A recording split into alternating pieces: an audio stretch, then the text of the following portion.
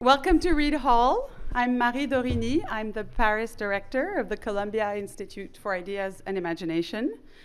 It's a great pleasure to see so many of you here this evening for Kate Daudy's talk, Telling the Bees. So I'm not going to attempt a brief description of what this presentation will be about, because with Kate, you never know. You only know it will be brilliant, fun, beautiful, unexpected, off the wall. Kate is one of these artists whose immense talent and insane imagination is only matched by her Stakhanovist work ethics. She never stops, and I think all the fellows here can attest to that. And we're all witnesses to her daily transfiguration of the mundane into an experiment, an installation, a work of art. Aside from hanging out in the cloud forest in Bolivia or turning her office into a greenhouse, complete with samples of worldwide rare honeys, she has spent a year at the Institute, busy as a bee, sorry, I had to, has written poetry on our walls, saved our plants with questionable homemade ointments, but hey, so far they work. She's painted, written, made perfumes with Aliénor Massenet, recorded conversations with Reed Hall students and fellows, hosted a book launch of Wonder Chaos, the book she wrote with the Nobel laureate in physics, Kostya Novoselov, made an average of 1,473 new friends, and started half a dozen new projects, all of them different and mind-blowing and bound by Kate's reevaluation of the human experience in the natural world and how we connect to one another.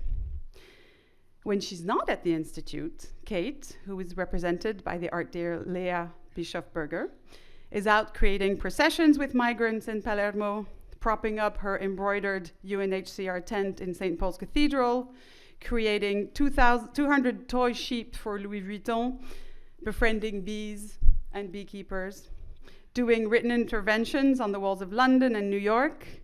She's had exhibitions at the Saatchi Gallery in the South Bank Center in London, and also in Madrid, New York, Palermo, Paris, and Jordan, and is preparing her next one in Zurich. And she's had retrospectives at the Sorbonne, a retrospective at the Sorbonne just a few months ago, where she also delivered a series of lectures. This little intro wouldn't give you an accurate idea of this extraordinary woman if I didn't mention that she is the proud owner of, or should I say recipient, of a single medal. The one she got, drum roll, for swimming across the Hellespont last year. And, get this, breaststroke, which we have learned is super not done and dangerous, and usually you get fished out of the water in a helicopter, but Kate made it. So we're glad you made it, and we're glad that you're taking the stage tonight. Thank you.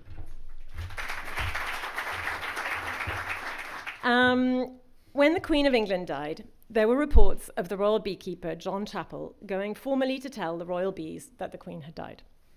With some ceremony, I like to think he was wearing his best clothes, it is said that he knocked on the side of each beehive to alert them to his presence and read out loud this notice to the bees. He told them that their mistress, the Queen, was dead, and that now they were going to belong to Charles III, and that they weren't to worry, and so on. He wrapped the hives with beautiful black silk ribbon bows. He explained to the reporters that if you want the bees to stay with your family and give you their honey, then you have to incorporate them into your family life and tell them your news, and then they will give you honey because you're in a relationship. And I thought that was so beautiful, the idea that the bees can go anywhere they want, but they stay with you because they want to stay with you, because they like you. And so there are all these images in history of young ladies or old ladies, this is not me, sorry, introducing their fiancé to the bees, or families introducing the newborn baby to the bees. This struck me as a really interesting analogy for all of us, because if we want to be in good relationships with one another, then we need to communicate with one another. And this is how we're going to build a more harmonious world, not just around us in our immediate structures of life, but in general throughout the whole of society. So tonight, I am the beekeeper, and you are my bees for the evening. And I will show you how I try to make the most of my time here at the Institute for Ideas and Imagination. As well as telling you, this telling the bees will be my way of thanking Marie, Mark, Sari, Meredith, and all of you, my fellows here, for this magical time in Paris at the Institute. I'm going to use the device of a visual diary to illustrate my story. I would like to thank Meredith, Hunter Mason, for sitting with me and our 2 laptops and teacups for nigh on an entire day, giggling, actually 2 days now, and doing computer stuff that is beyond my pay grade. So here goes. It is Sunday, and I have just returned from Cardamilli, where we were the guests of Colombia, the Stavros Niarchos Foundation, and the Benaki Museum, invited to discuss the concept of friendship. It was a fascinating and very touching couple of days, and I was reassured to my core by traveling with other people who are almost as impractical and bad at getting around as I am. Upon my fictional return, I went to the place I always go to on Sunday evenings when I'm thrown out of the Institute by Farid at 4:45 p.m., which is the cafe of Zara Home on the Rue du Bac. Guadalupe came here with me one time, because it's closed here, and then you've got like nothing to do until you either go and have a drink with Estelle or go to bed at 8:15. It's quiet and has huge tables for stretching out all your stuff.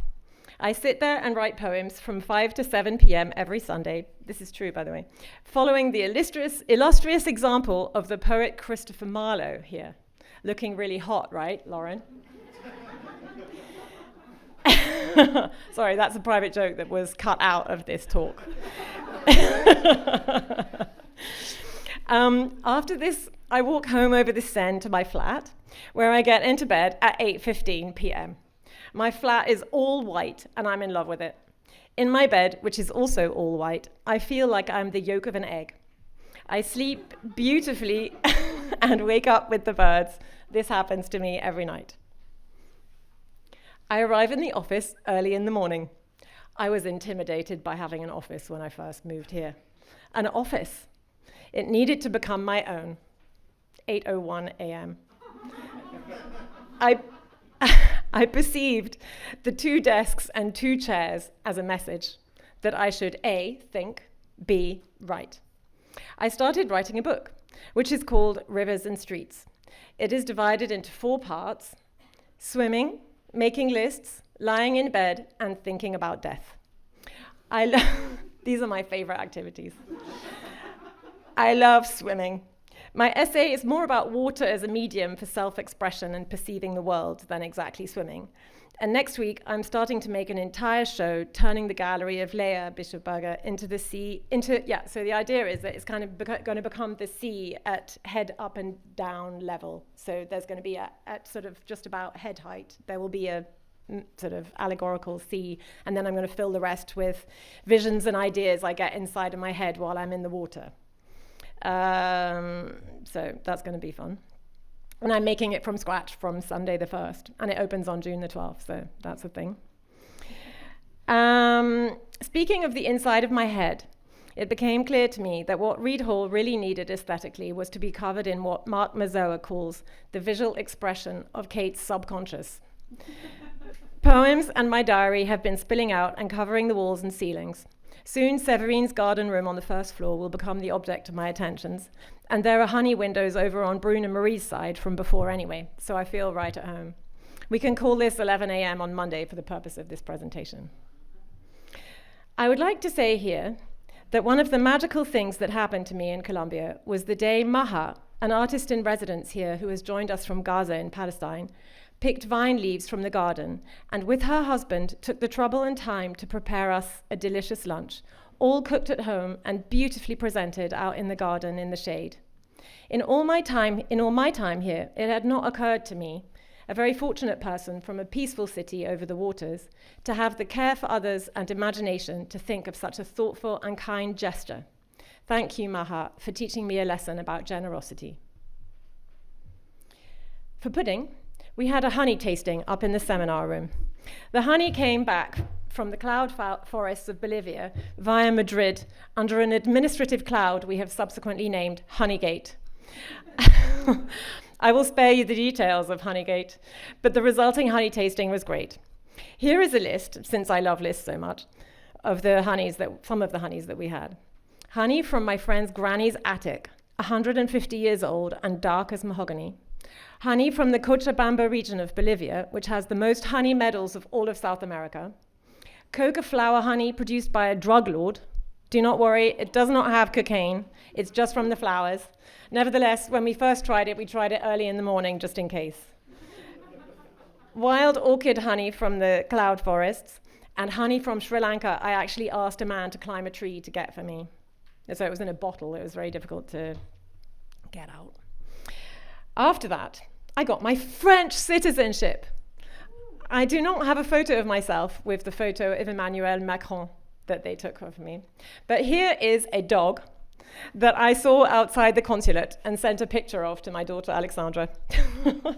We sang the Marseillaise, which is a very bloody song, and I cried actually, as I am very proud to be becoming a French citizen. I love this country. Thank you, France, for having me for this year. Tuesday.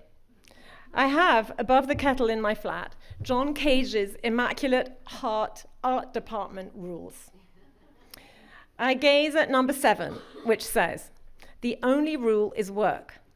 If you work, it will lead to something. It's the people who do all of the work all of the time who eventually catch on to things. I have a cup of tea on the balcony and head to work on telling the bees. This is the project for which I've been given the fellowship here, and which will take form as an art exhibition at the Círculo de Bellas Artes in Madrid, autumn 2026.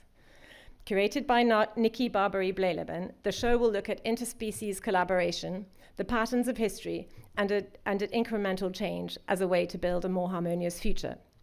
I set myself the constraint of using honey as a material, a bit like Daniel and his Ulipo set themselves boundaries for creating new works of literature with particular rules of which letter or form of writing to use. Since honey is not a common material for making artwork, I also felt it was likely that I might create innovative, original work out of the honey. In October, an environmental NGO invited me to visit beehives and beekeepers across their, I think, 900,000 hectares of land in Bolivia. The NGO encourages pollination through various types of creature: bees, hummingbirds, beetles, and tapirs. An accidental side effect of the beekeeping project in particular is communities building around the honey and bees and the bringing of prosperity to remote parts of the country. They took me across the whole nation. We drove and flew everywhere. The only thing I was nervous about was the bugs, which would be all around for my night sleeping out in the cloud forest, where no man has ever slept. This adventure was so that I could visit the farthest flung beehives in the country. When we arrived, the noise of the forest was deafening. I was wearing so much DEET, DEET is this really crazy mosquito thing, that I could actually feel my skin fizzing.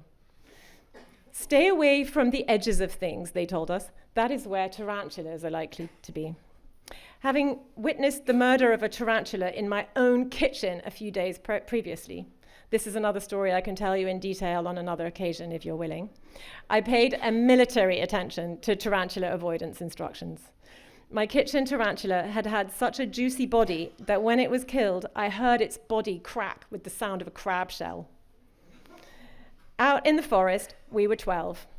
4 men with machetes to cut me through to the beehives on my own the following day. Bolivia's most expert beekeeper, Felipe Areco, a biologist and a conservationist to explain things to me, plus a couple of world-class chefs you'll be glad to hear. Once arrived, I was given a machete and put in charge of doing the flowers for the dinner table. This, Marie, was to keep me busy whilst other people did useful things, like set up the tent, make a fire, blow up beds, etc. We ate bright blue potatoes, and I made everyone tell me stories beneath the trees lit with candles. It was like a fairy tale. No one had slept so deep out in the forest ever, they told us. Even the indigenous people were a little trepidant. All this fuss was to show me the bees and help my bee project. Night fell, and we got into our tents. I was in a girl tent for 4, with also a friend of someone on the team. She was afraid of the cloud forest at night and insisted on sleeping with a torch. Trouble, I thought, and I went to sleep. Thanks to us having having the only light on in hundreds or maybe thousands of square kilometers, the tent received the night visitations of huge insects, a wild cow, a monkey, unidentified animals, and there were tears and the gnashing of teeth. No one in our encampment slept, apart from me. I woke refreshed and happy. This capacity of mine to sleep through anything earned me the astonished respect of the indigenous guides who had been up all night themselves with the fuss. And from then on, I was named Doña Kate. The team connected me to every imaginable person I could possibly be interested in for my oral history project and research. Old ladies who knew myths and legends, a beekeeper who makes white honey in the world's second biggest cactus reserve, healers and wise men. Everyone started chatting with me about their childhoods, grannies, family trees, the Spanish invasion, ancient belief systems. Even people sang me songs. I was treated like a princess. Nothing was too much trouble for anyone. For a person who gets lost on the RER and has on occasion arrived on time but at the wrong airport, I was glad to feel like Indiana Jones with my new friend Felipe cutting me a path through the forest, and I was not scared at all. The beehives in their forest clearing was such a beautiful sight I cannot explain to you. I stood for some time and I tried to memorize the feeling of being there so that it would be imprinted clearly in my mind for any cool flashbacks that might come my way in the future, e.g. on my deathbed. It was like heaven, with butterflies the size of teacups, meadow flowers, a gentle sun through the leaves. Sharing the honeycomb I brought back to the Institute with everyone was one of my life's great pleasures. It tasted as good as the place it comes from. The trip to Bolivia inspired me a great deal for new work. My first task was to design new beehives, which Felipe can build from locally sourced wood to a very simple design. We're planning to go back to film a documentary in 2027. An example of one of the works I'm preparing for Madrid is this, inspired by natural forms of beehives out in the wild. I'm interested in textures and shapes, so gentle and plain. I like the golden lure of honey and wood, leaves and natural fibers, as well as glass and resin. I had an idea for hanging hives, kind of suspended lantern things, which I showed on a WhatsApp to my friend Carolina, and she has drawn up these hanging elements, which I thought you might like to see. Here is a glass house, which I'm also thinking about. It's inspired by various chapels, e.g. Rothko and Ellsworth Kelly, but also inspired, said the woman whose ambition knows no bounds, by Fra Angelico, Stanley, Spencer, and the other big boys. I will make a chapel soon. For the chapel, I plan to make large honey windows in lieu of stained glass windows, and have been working out with my actual genius friend, Filomeno Martino, who invented the biggest 3D printer in the world, how to do it. His printer can print out 27 kilos of steel in 1 minute, and we have conceived of a frame through which we can pour different colored honeys to create a multiplicity of shapes inside the larger frame structure. Other extraordinary people I've been working with this year are my friends, the biologist Irina Barbolina and the Egyptologist Manon Schutz. I found this picture online of what someone told me is an ancient Egyptian recipe for ink. It seemed to include honey as an ingredient. How great to draw with honey-based ink for my honey project, right? I sent the recipe to Manon, and she translated it for me. I sent the translation to Irina, who made 2 versions of the ink, the honey ink, for me, and I went to pick the inks up just weeks later from my friend Kostya in Cambridge. Magic. I've been drawing with the inks, one made with soot, the other with the futurist material graphene discovered by Kostya. My inks neatly combine an ancient 4,200-year-old recipe with space-age technology.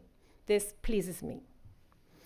I'm also starting to work with a sound artist friend of Kamal. Thank you very much, Kamal, for introducing me to. And honey sommelier. Yes, this job exists. I will meet her in September for a honey-associated feast. In the interim, like waiting for this, I mentioned to her some of the honeys I have here at the Institute, which she was very impressed with, just like you'd say. And this scholar of taste sent me the names of some French cheeses to eat with each honey.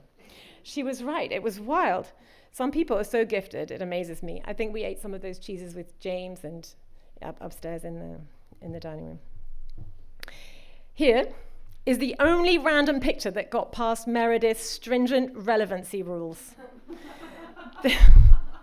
Meredith. This is an irrelevant picture, but it is very interesting. It's the larva of a queen bee that sadly died inside its opened alveole. Queen bees grow in perfect wax structures that look like round, fat almonds. I have a mass of videos and photos of this kind of thing if anyone would like to see them later. Thanks to my time here, I have a great collection of poems ready to read to some honey I'm going to put in a weightless vacuum box at Nottingham University. Inside this box, there are the same conditions as outer space. We will attach microphones to the box, and the vibrations of the poems I say will have the honey move into shapes that reflect the nature of the words.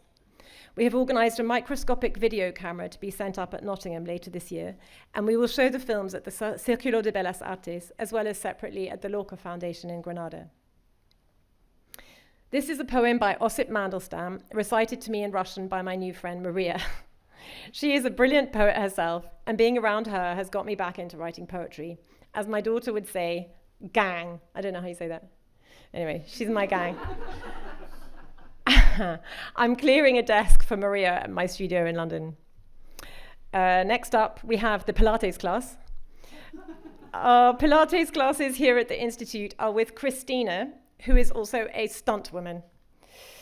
That day, I also visit Adriana in accounts, and she tells me I need to get my act together. This conversation we had one day, Adriana, was a revelation to me and led to a lot of consequences. Thank you for your clear thinking and for giving me courage. I went to the IT department at 2 p.m. to work on my font. I had a font made some years ago and could not make it work again. Needless to say, I can't do much with my phone. Sam from IT made it work. Thank you, Sam. This meant that I could send the updated font program to Madrid, where my new maker can make my letters in wood and bronze and all sorts of different materials that he can print with the prompt. I love this guy. He's a total perfectionist and comes up with new ways to make things that set my mind alight. Glastonbury. On Wednesday afternoon, I picked up an idea I had last year when I made a banner and installation for the other stage at Glastonbury, which is a music festival in Somerset. The idea is to remind people at the festival that while they choose to sleep in tents, there are millions of refugees who are forced to sleep in tents. Working with refugees is part of my work every year since I made the ambulant work Am I My Brother's Keeper? We called this project Love is Always There, and I'm in the right crowd at Glastonbury as no one batted an eyelid at my kitschy title. Each flower in the banner here symbolizes something either to do with the festival or with our shared values as human beings. Wheat represents abundance, the cycle of life. Cornflowers are for hope. Ladies' bed straw is a reference to camping. This used to be dried and stuffed into mattresses. Clerodendron is the plant that represents music. Poppies for fertility and remembrance. Daisies for childhood joy, and also it's used as a medicine for small cuts and bruises. Lilies of the valley for purity, love, joy, sincerity, and also music. Dandelions for hope, healing, and resilience. This year, Glastonbury is printing 60 of these banners, each one something like 9 meters long and 2 meters high. The banners all lined up in a circle will create a giant meadow. I'm delighted about this. Wednesday, 8 p.m., Alexandra, my daughter, and I babysit Ollie. Daniel's son, Ollie, is the perfect child, and he sings in his pram. Thursday, off to Clichy to work with the great perfumer Aliénor Massenet, who is one of the great artists of her field. I was commissioned a couple of years ago to make an artist collab with her for Memo, a very fancy perfume brand on the Rue Cambon. Aliénor and I were assigned to one another and made Portobello Road, a perfume that smells of the walk back from the flower shop to my studio, which is off the Portobello Road, on a wet London morning. It smells of roses, tarmac, and rain. A friend joked, "Oh, right then, not of marijuana and urine," which is the actual smell of the Portobello Road. Aliénor and I got so excited about working together that we have ended up making 3 new perfumes. Each embodies the state of transition from one state of being to another. One is the energy of a landscape alchemizing into honey, which is, you might have found a little piece of white paper on your seat. So this is the sort of first draft of our attempt at the idea of a landscape becoming a different material. It's changed since then, but that's like a sample I had in my studio. The second one is the feeling of walking in a forest of extremely tall trees that have appeared between the sky and the earth. And the third is the one that, I am obsessed with, and a lot of people are as well, which is this feeling, the smell of the feeling that you get when you have an idea and you know you can make it happen in real life. At 3 p.m., I got back and made a T-shirt with Joao for us all to get next week. We put everyone's names on the back and a medal on the front for good measure. It's the Institute Leavers T-shirt. Yay! That night, 7 p.m., the book I wrote with my friend Kostya Novosilov had a book launch at the Institute. The book shows an exhibition we did as part of an art and science humanitarian project we've been working on together all across the world for 8 or 9 years, I think now. We come from diametrically opposed worldviews and experiences, but we have a shared philosophy that Kostya can prove with science and mathematics, and that I illustrate with artwork. The book shows that beneath the chaos and disordered existence we see around us, there is harmony and balance. This is not a question of faith, but in fact, of pure science. Making the book reassured me and gave me courage. It also involved my writing numbers on a flock of nearly 500 sheep to illustrate random number theory. Later that night, we go out drinking with Juan Gabriel Vasquez, Mariana Montoya, and my cousin Agnes. I discover whiskey. Friday the 9th. I go to the Louvre, arriving in the special door where there's no queue. I roam about, sometimes alone, sometimes with a friend, until my phone alarm rings at 10:10. This gives me time to get out of the Louvre, and I hurry over the beautiful Pont des Arts and through the golden Rue de Tournon to the Institute for a workshop at 11 with one of my fellows. In this instance, my friend, the poet Lin Shu. We have lunch, all of us together. In the afternoon, I went off to teach poetry appreciation with my friend Jonathan at the London Film School run by our friend Tim. Then spend the evening worshipping my son Theodore while he watched Formula One on TV, seeing if I get to hold his hand for a bit and wondering at how anyone so lovely could be in my life, and I just get to look at him whenever I like. Saturday, I spent the day doing my 4 favorite things: swimming, making lists, lying in bed, and thinking about death. What a great week I had, guys! And what a great year. The root and core of all my work is to invite people to consider the decisions they make in their everyday life and to empower people. This message is why most of my work is based in the cities and streets and not so much in galleries and places where people who already are thinking about these things and whatever, I just want to get things out. We are neither more nor less important than we should be. We watch the news and feel helpless sometimes, but there is always something a person can do to contribute towards building a more harmonious future. Even simply appreciating the world around us can be a useful political gesture. My work is not about systems change or societal change. I'm trying to bring attention to the enormous possibility of small incremental gestures. Like the bees, each tiny act we make contributes to the betterment of the whole. Like the bees swarming here, it's time for us to leave. I cannot say how much I have loved being with you at the Institute for Ideas and Imagination. You are a wonderful and inspiring community that reinforces my faith. Of course, you're all brilliant beyond compare, and that is great. What I like best, though, is that you're all suffused with passion for what you do and do your best all the time. Nothing can be more powerful than shining out this light. Being here has been a joy and has strengthened me in my love of the world around me, as well as in my self-confidence. It feels amazing to have found so many of my heart family in one place. I wish each and every one of you good health and good fortune in the pursuit of what you love. Thank you for all you have brought me. I will remember you and our time here all the rest of my days.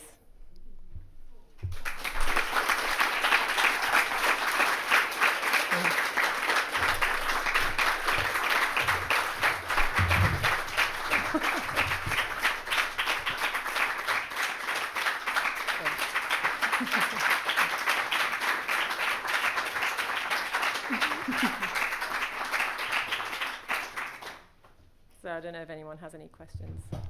What questions does anyone have? I'm curious about the other ingredients in the ink with honey. If you know. Yeah. I'm really sorry, I've forgotten. Can we see somewhere your artworks with that? Yeah. You can see some in my office if you'd like. Okay. And they were made. My friend said she had a very bad time making soot.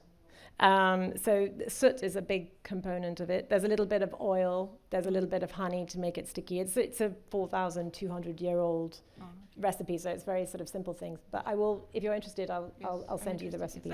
Thanks. Let's go and have a glass of wine.